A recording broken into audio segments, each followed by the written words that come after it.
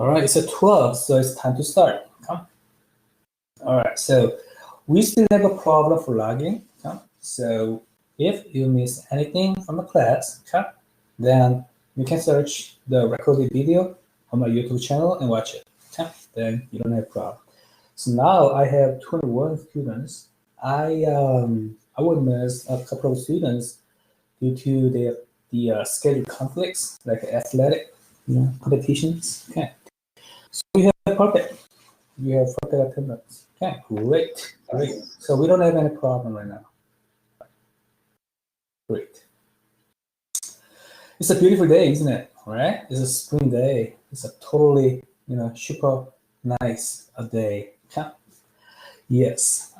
I was looking at my front yard, and then I was actually observing the flowers. So I found that narcissus. How do you say it? I'm not sure. It's a narcissus probably. It's like a not buttercup. It's a buttercup is a little bit different, but it's a daffodil flowers, and also hyacinths. Okay? So white things. Okay? White, yellow, so beautiful. Okay? All right. So enjoy your spring day. All right. There are many flowers on the ground. Then you stop it and look very closely. Then you can find very small flowers on the ground. Okay. They are so beautiful, like a spring angels. Okay. So just enjoy it. All right. Okay. All right. In the last time we talked about a case. Okay. So we are gonna continue. This time we are gonna continue. Okay. So intellectual assets. Okay. Intellectual assets. Okay. So technology. Okay. And human capital and network. That's it. All right. So what we started? Oh, we talked about appropriate technology, right? Okay, this boy. Okay, this is appropriate technology. So technology, not always a fancy and expensive. Okay, anything. Okay. You can reduce cost, increase product differentiations. Then it can be your technology. Okay, we talked about that. All right. So we stop here, right? We stop here. This case, you already had team discussions about these two questions. Okay. Do you live with? Okay. So this company have a high level of human capital, but it has many problems. Okay. All right. So you remember that? So are you are ready to discuss this case? If you are ready, please say yes.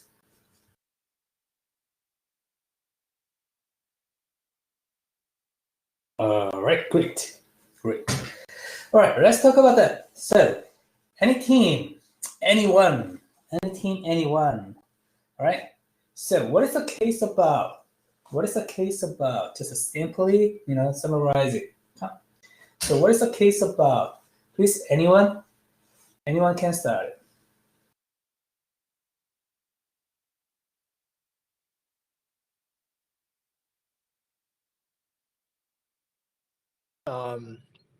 So basically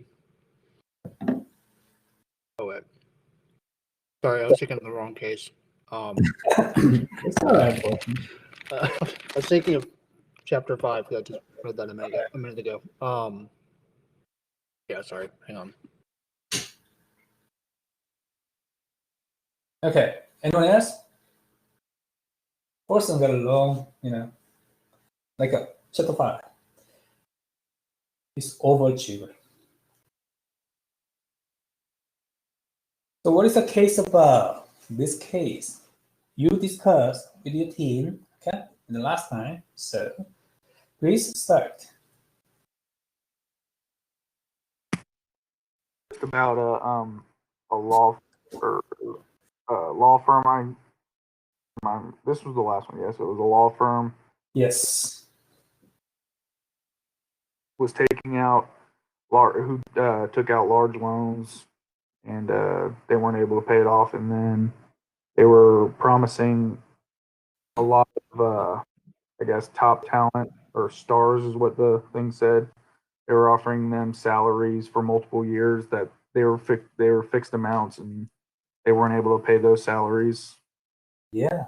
So Yeah. they weren't open about their financials, and it was hard to find partnerships. And then it also said that the people that they did find that they were offering these large amount of money didn't always end up being the best either.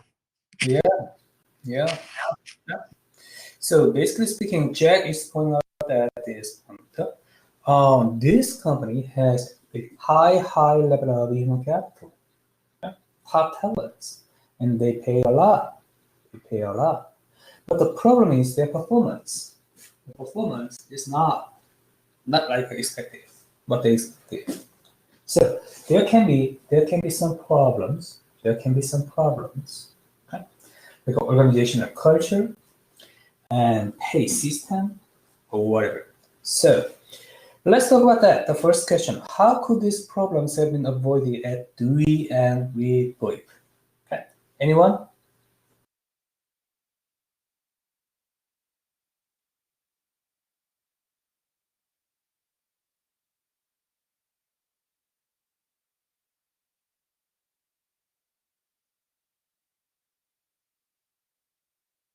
Please tell us what you discussed with your team.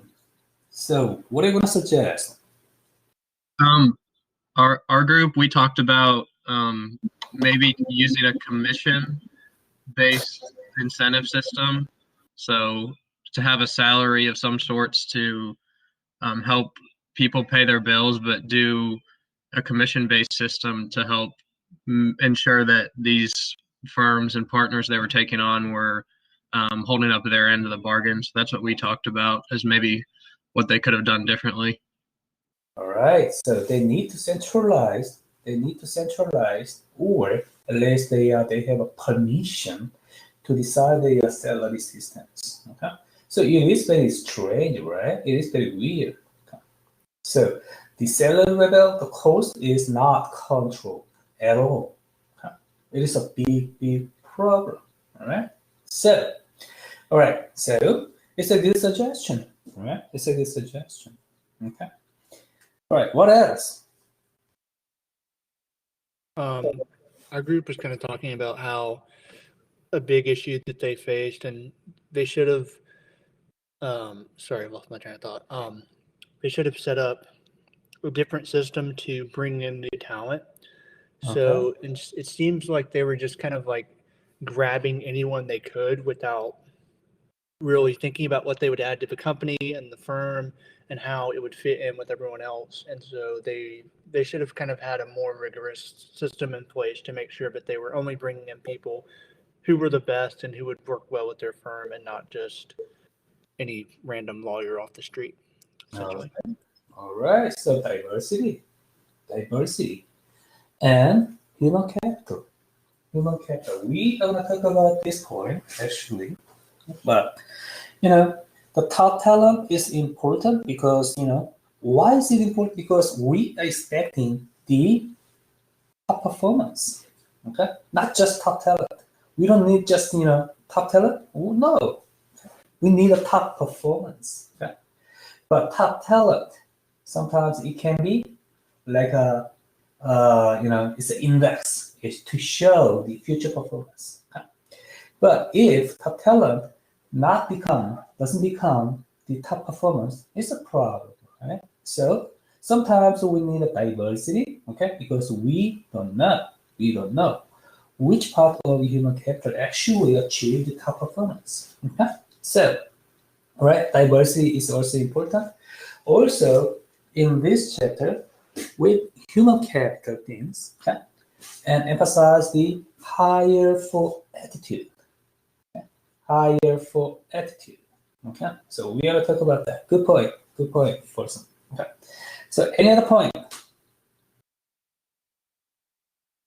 Any other comment? The first question. Suggestion. Our group also talked briefly about how it feels like they grew too big based off of the amount that they were having to take out of loans. It seemed like they were trying to grow too fast, and that kind of set them back. All right, good point. Good point too, Preston. Good point. All right. So this is a law firm, right? So I'm not sure how, what size is the ultimate size of the law firm, okay? But the organizational structure, okay, it can be too big, okay, too big to be optimized. Okay? So it's a problem. Okay? So yes, in some organizations, the economies of scale is very important, but in the law firm, we need to think about that. Okay, what size is it? Okay, so good point. Come. Any other point? All right, let's talk about the next question. What practice should firms such as this company implement to attract and retain top talent? Okay, so it's about human capital. Any suggestions?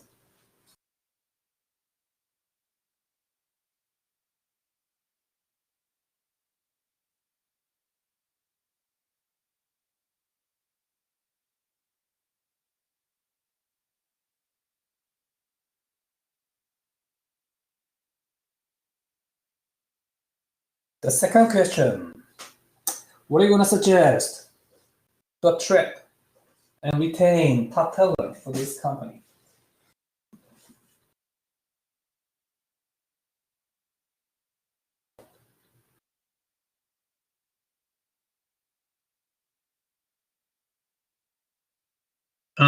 Something that we talked about is that there could have been more transparency with their current employees. And like as far as taking on deals, a lot of the details I think were not disclosed. So many people didn't know that they were taking on, like someone else said, too much. If there was more transparency on the deals and partners they were taking, that might have helped give a better picture of kind of what was going on with the company. All right, good point, Tanner. Thank you so much. Okay, so transparency for current employees. Okay? So better performance, better treat. Okay? Better performance, better treat. It's very, very straightforward. Okay, so for this, actually, transparency is necessary. Okay, so people, your employees feel better. Okay, I do perform better. I do be treated better. Okay, something like this. Nice, good. Any other point? I think this kind of goes along with that, but focusing more on the employees they already have, the partners they already have, instead of trying to continue to get more and more people and overpay them or offer to overpay them when they could possibly have some of the best talent already. Rather focusing on them instead of trying to expand too much. Okay, all right. So reduce costs. So once again, all right, top talent doesn't mean top performance. Okay, it has a high possibility to achieve top performance, but not yet. Okay, so it is very important to let them have a top performance. Okay, so attract, retain, and actually train. Right, train. Because there are many things. Think about the employees. There are many things to observe from the organizations. Okay, all the works in the organizations are teamwork, okay? Not individual things in many cases. Okay, so you need to know your organizational culture. You need to know how to use it. You need to know how to actually achieve the high performance in your setting. Okay, so it is very important. Okay, to take time, right, and observe your organization culture. Okay, so this case is talking about what? Technology, right? Knowledge. Okay, talent, and employees, human capital. So also this case is talking about human capital, people. All right, people. Okay, and anything else? to attract and retain top talent?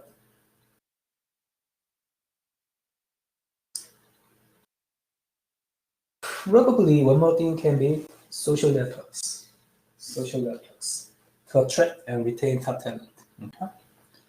So you already talked about this, but it has a specific channel to observe the top talent. But if this company has wider network in this industry, then it can use this network to attract and retain top talent. Okay, so social network is also important.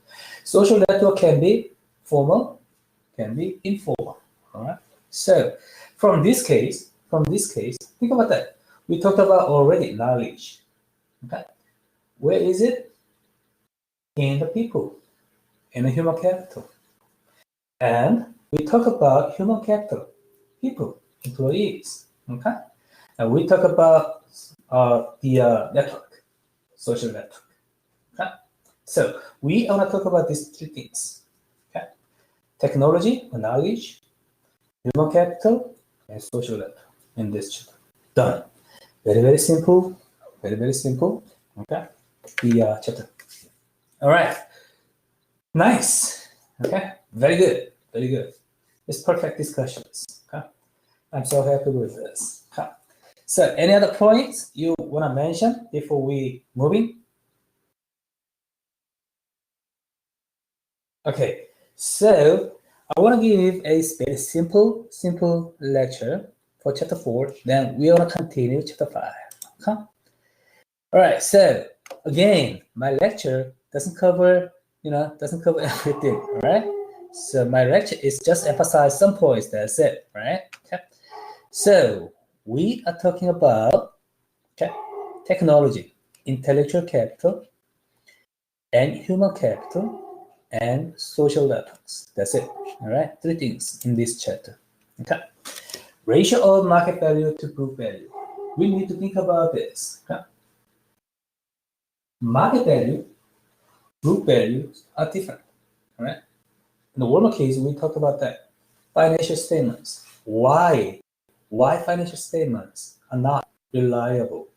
Absolutely. Okay? Because it is based on the book value. All right. Then market value is based on the evaluation of market participants. Okay. So these are different. Why? Because book value doesn't precisely, appropriately evaluate the value of technology, knowledge. That is the central point. Okay? So the market value is a lot higher in some company. Okay? Look at this, Apple. Market value 600, book value is around 100. So 5 times, more than 5 times. Okay? So what makes this difference? This is the value of the technology in Apple. All right. There are many technology-based companies shows this. Right? High ratio of market to book value. Okay. So this is simply speaking, we say Q ratio. Okay. Q ratio. Okay. We just say Q ratio. Okay. That is ratio of market value to book value. This is the value of technology. Okay. Knowledge. That's why we are talking about technology right now. All right, knowledge management, explicit knowledge, tacit knowledge. We talked about that. Explicit, codified, tacit, no. And human capital, yes. So 3 components, okay, to have the high level of human capital: attracting, developing, retaining. All right. All of these 3 components are important. So attracting things, hire for attitude, train for skill. Okay, this is many people agree with this. Huh? So think about that. All right. This human capital things can be applied into you yourself. Okay, when you find a job, you are the unit of economic actor, right? So think about that. You yourself. Okay, yourself. So you are human capital. So for yourself, you need to reduce cost, increase product differentiations. Then you have competitive advantage in the market. All right. So, but look at this. This is employers' perspective, but this is also applied in your situation. Hire for attitude, train for skills. So at this point, the entry level, most of you are in the entry levels in the job market. Skills can be trained, but attitude cannot be trained. So your attitude can be a very important factor to actually make you fit in the job. All right. So if you have great attitude, you can reduce cost. Okay? You can increase product differentiations actually for yourself. Okay. All right.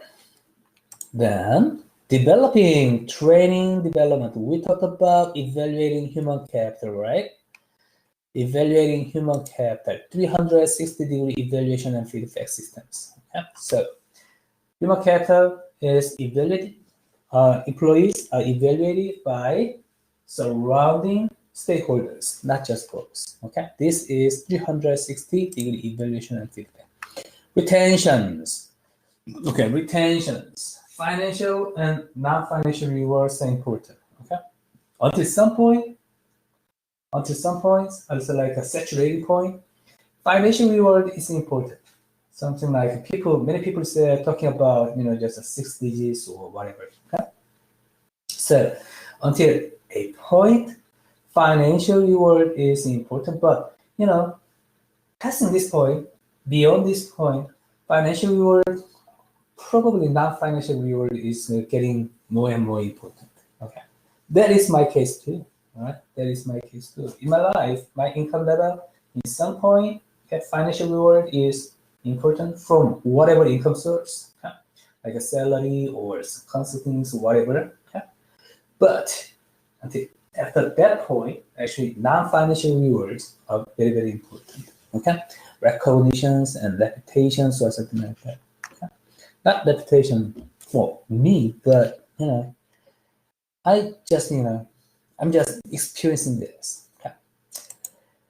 All right, then diversity. Okay, so we talked about that. Then social capital. So we talked about knowledge, technology, and human capital. And this time it's a social capital. Social capital is very simple. Social network analysis in this chapter. Okay, so social capital can be official or unofficial. All right. Okay, so friendship and working relationship, something like this. So what is the social capital, social network analysis? This is a social network analysis. Okay. Lines and nodes. Okay. So how people are connected with each other. This is a social network analysis. So look at this. All right. We have Fred here. Okay. So no network. So he is like a what? Lone wolf. Huh? He's like a lone wolf. We have some people here: George, Bill, Frank, Susan. These people have moderate level of the network. Okay. So that's important. And also look at Marie. Actually, Marie are connecting him. She's connecting George, Bill, Frank, Susan. So all of these networks. So from this analysis, Marie is very, very important. It's like a bridging. She is doing like a bridging, networks. Okay, so it's good. It's good. So this is a social network analysis. So, and that's analysis, we can say closure relationship and bridging relationship. This is a structural holes. Actually, this is a structural hole. Marie has a structural hole. If we don't have Marie, then all of this networks are closure, disconnected. So it's a structural hole. Marie actually make up that structural hole. Okay. All right. Then you can read this by yourself. And then one more concept. Dynamic capabilities. Dynamic capabilities. This is a very simple theory. Okay?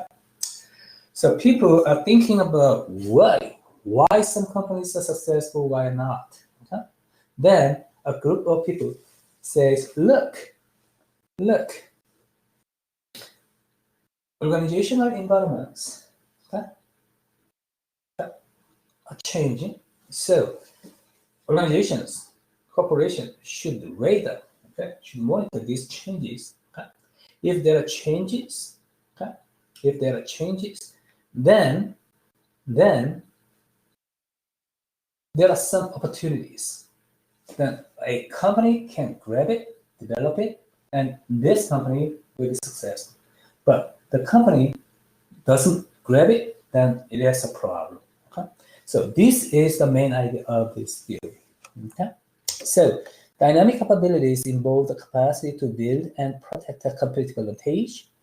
This requires the ability to sense and seize new opportunities, develop, and reconfigure the assets. Okay? Then this organization will be successful.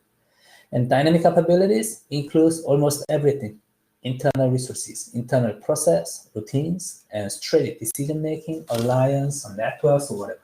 Okay? So this is dynamic capabilities theory. Okay? All right.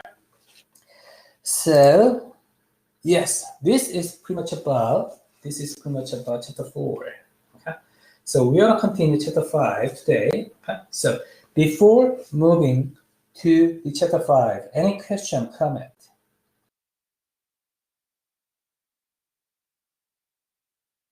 If you don't, please say no to make sure.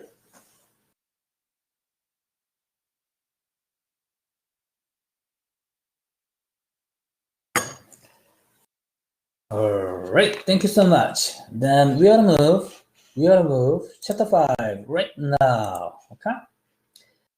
Okay, where is chapter 5?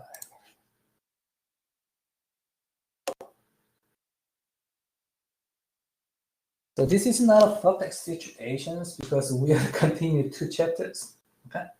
And sometimes, a single topic is split between 2 time slots. So it's not a good situation, but anyway, okay, we should take it.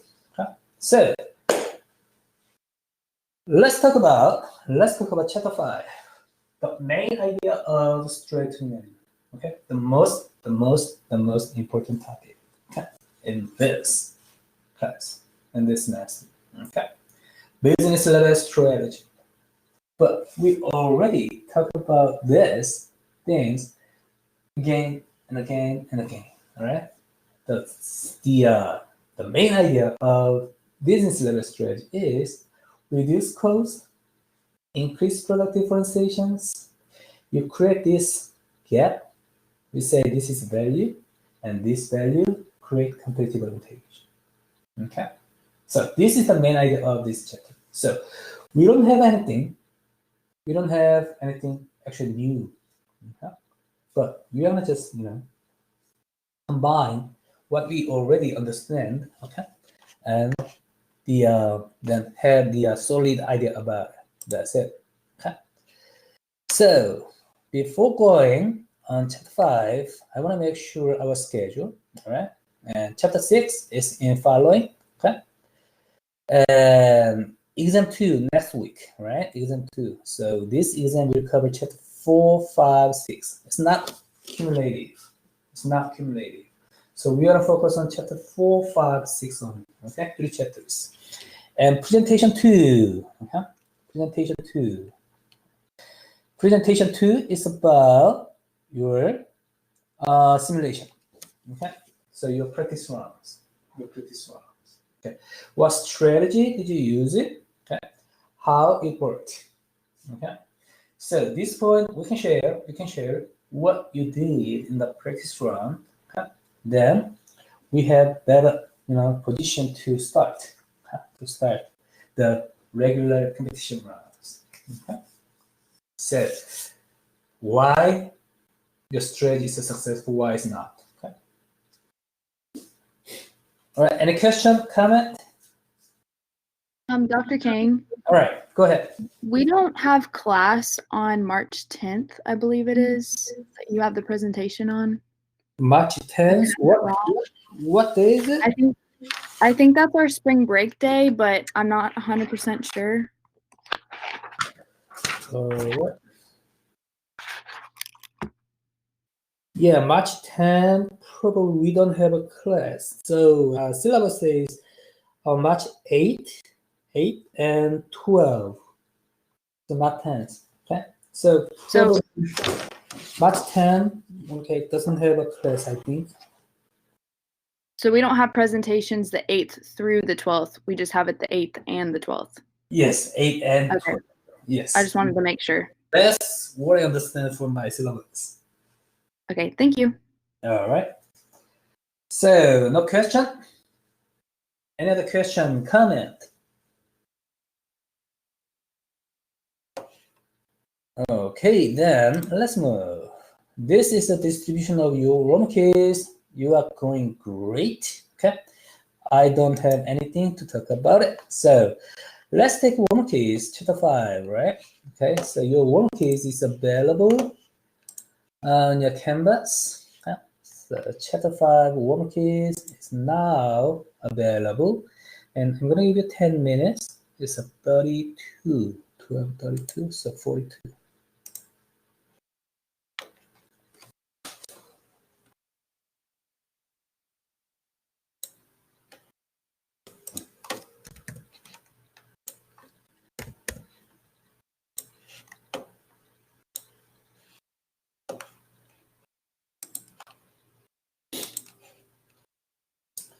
Okay, please go ahead, take the warm keys. Okay.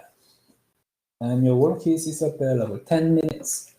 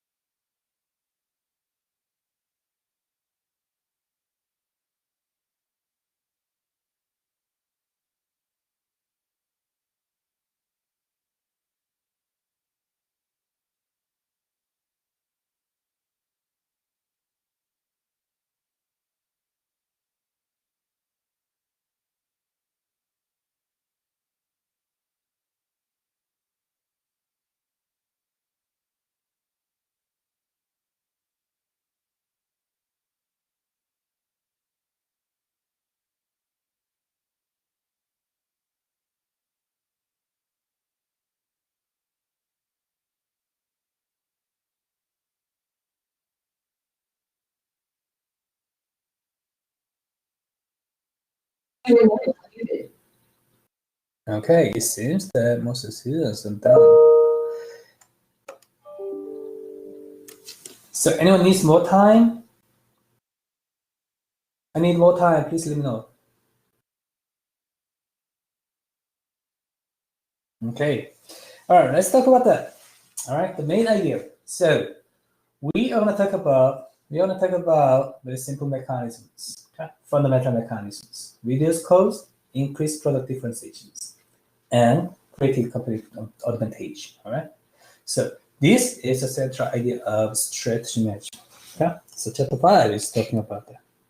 Number 1, a firm can attain an overall cost leadership position by using automated technology to reduce scrippage rates. True or false?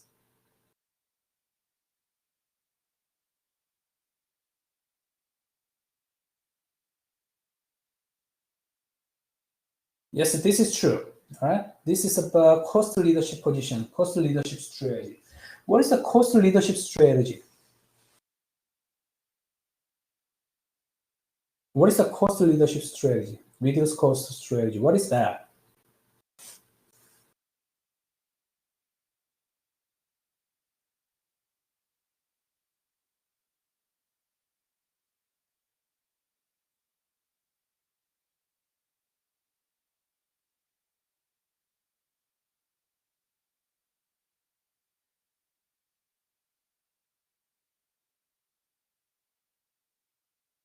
Lowest cost in the industry. Tanner says like that. Okay. It's not always need to be lowest. Okay? Lowest. Okay? Actually, cost can be any point. Okay? But it depends on the product differentiation too. So if your product is good and your cost is moderate, it creates value too. Okay? So actually cost leadership is focused on what? Efficiency. All right. So in my previous class, like a principles of management or some other classes, I talk about efficiency and effectiveness. Okay? Efficiency and effectiveness. Okay? Actually, many other classes are based on these concepts: efficiency, effectiveness. So cost leadership strategy, reduce cost, right? Reduce cost. This is all about efficiency. Efficiency, right? So efficiency is what? The ratio of output to input. Okay? So output to input. This is efficiency. Okay? So if you reduce cost, and you have competitive advantage. Okay? So a firm can attain an overall cost leadership position by using this. Yes, this is true. Okay? So I just want to connect some other classes or my previous classes into this framework. So we talk about efficiency and effectiveness in many classes, Okay? Then all of these concepts can be summarized in this. Efficiency is the same as reduce cost. Okay? Effectiveness, product differentiations. If you achieve efficiency effectiveness, reduce cost, increase product differentiations, you create gaps, value, and competitive advantage. Right?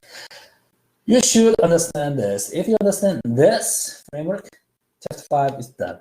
Okay?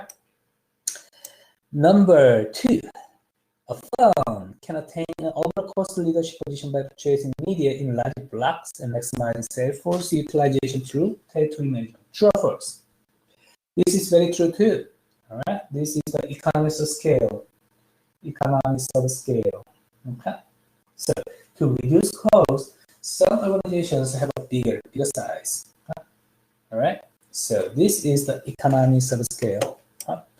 So we are talking about cost leadership strategy, how to reduce cost. Okay, how to reduce cost. Number 3, firms that compete on overall cost leadership are vulnerable if there is an increase in the cost of the inputs on which the advantage is based. True or false? Yes, it's true too. All right, it's true too. Okay. All right, then number 4. Oh, you want to practice this in your simulations. Okay? The economies of scale or purchase and raw materials, whatever. Number 4, a successful differentiation. Okay, now we have differentiation strategy. Successful differentiation strategy lowers entry barriers because of customer loyalty and the ability of the firm to provide uniqueness in its products and services. Yes, yes. What's that? Is it true or false? Oh, it's lowers. This is false, right? Okay, this is false. Actually, a successful differentiation strategy increase entry barriers because you have a better product, then entry barrier increases. So this is false. This is false. Okay. All right. So we talked about reduced cost, efficiency, and we are talking about increased product differentiation, effectiveness, better product. Okay. And number 5, a potential pitfall of a focus strategy is that focusers can become too focused to satisfy buyer needs. True or false? Yes. This is a little bit different concept, focus and broad. Okay? So we are going to talk about that. Actually, focus is talking about what? Niche market. All right, niche market, niche customers. Okay? So we are practicing this, how to find this niche market in the simulation too. Okay? It depends on what other teams are doing. Okay, so we're gonna practice this too. Okay? So we talked about reduce cost of leadership, product differentiations, and also focus strategy. 3 concepts in this chapter. Done. Okay. Number 6. In technology-intensive industries, the duration of competitive advantage is declining. It's true, right? It's true. So for this, actually, we want to talk about industry life cycle, right? Industry life cycle, the duration of competitive advantage. Okay? So we want to talk about 4 stages, industry life cycles. Okay? So introduction, growth, maturity, and decline. Why we care about this industry life cycle? Because the duration of competitive advantage. Okay? So we can predict what strategy will be used in each stage, okay? And the duration of competitive advantage in each stage. Okay? That's why we care about industry life cycle. Okay? For example, like introduction, in the introduction stage, then probably product differentiation will be, better. Okay? That strategy will be, working. Okay? Then duration of competitive advantage, it depends on the product differentiations and the follows, the pace of follows. We're gonna talk about this. Okay? Number 7. So this is a pace of market too. An important advantage of first movers in a market is that they may establish brand recognition that may later serve as an important switching cost. True or false?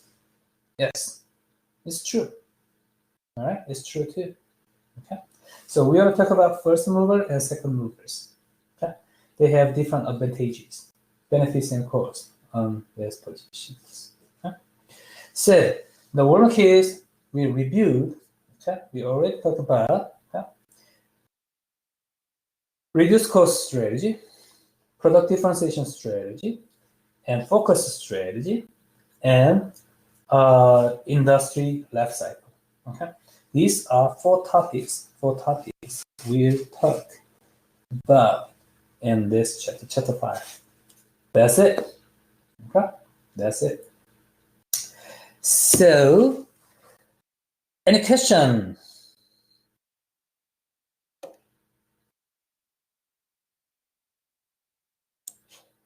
Any question, comment? So far so good?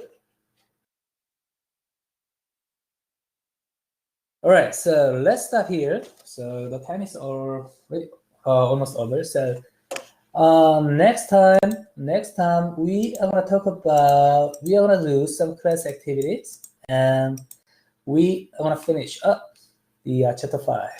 Okay? So it will be Friday, right? Friday. Okay. All right. So any question, comment? Please make sure to say no.